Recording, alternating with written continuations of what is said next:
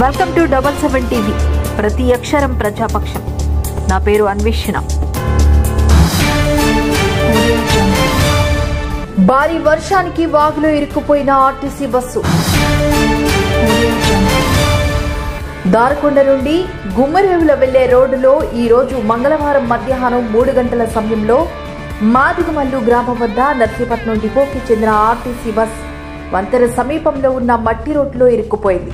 తిరుగు ప్రయాణంలో నర్సీపట్నం వెళుతూ ఇక్కడ ఇరుక్కుపోయింది. దీంతో ఈ బస్సులో ప్రయాణిస్తున్న ప్రయాణికులు మార్గ మధ్యలో ఉండిపోయారు. ఇలా ఎప్పుడు వర్షం వచ్చినా మాకు ఇదే పరిస్థితి ఏర్పడుతుంది కాబట్టి ట్రైబల్ వెల్ఫేర్ మరియు పోలీస్ ప్రజాప్రతినిధులు ఈ రోడ్డుకు పూర్తి స్థాయిలో నిధులు కేటాయించి రోడ్డును బాగు చేయాలని ప్రయాణికులు అధికారులకు విజ్ఞప్తి చేశారు.